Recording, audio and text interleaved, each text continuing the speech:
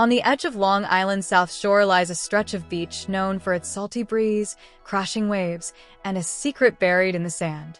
For years, women were vanishing, their disappearances dismissed, their voices silenced.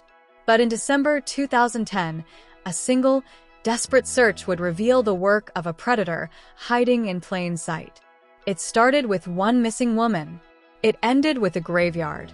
In May 2010, 24-year-old Shannon Gilbert, a sex worker from New Jersey, vanished after a frantic 911 call in the gated community of Oak Beach.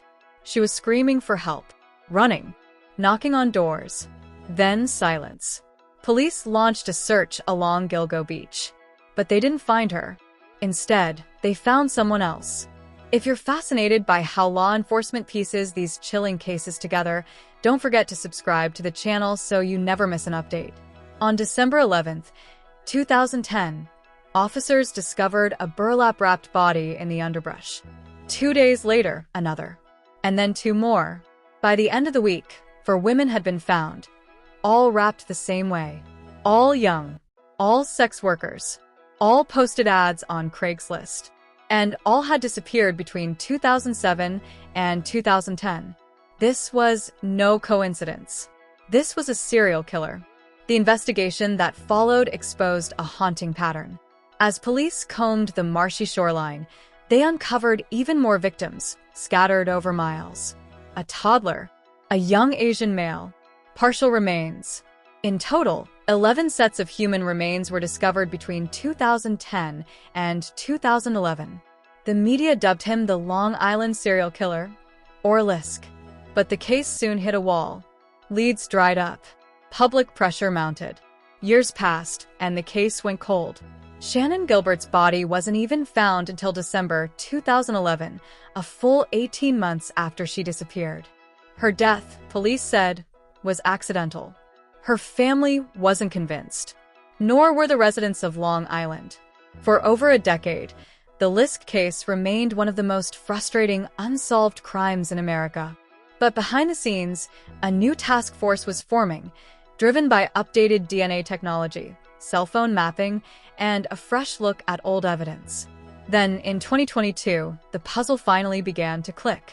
Investigators zeroed in on a suspect, Rex Heuermann, a 59-year-old Manhattan architect.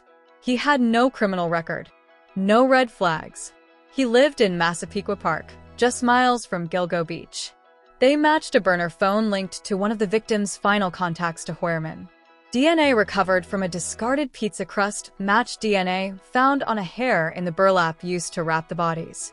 In July 2023, Rex Heuermann was arrested and charged with the murders of Melissa Barthelemy, Megan Waterman, and Amber Costello, 3 of the original Gilgo 4. He is also the prime suspect in the death of Maureen Brainerd Barnes, the 4th woman in that group. The arrest shook the community. Heuermann wasn't a drifter. He wasn't a recluse. He was a successful businessman, father, and husband. But behind his double life, he had allegedly stalked women online, used burner phones, and targeted vulnerable victims for years. Detectives believe he methodically chose women who could disappear without notice. His digital footprint, search histories, fake emails, burner cell towers, painted the portrait of a meticulous killer who thought he could outsmart time. The chilling part? He may have been right for 13 years. If this case shocked you as much as it did us, help more people find these stories by hitting the like button and sharing your thoughts in the comments below. And be sure to subscribe for more true crime deep dives like this one.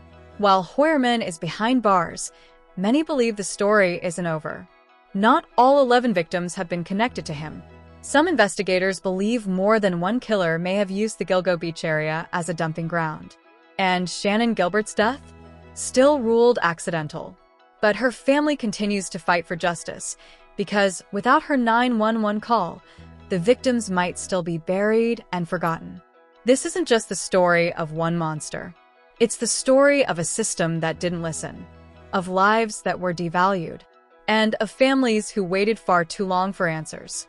The Gilgo Beach murders serve as a sobering reminder that serial killers don't always hide in shadows. Sometimes they build homes.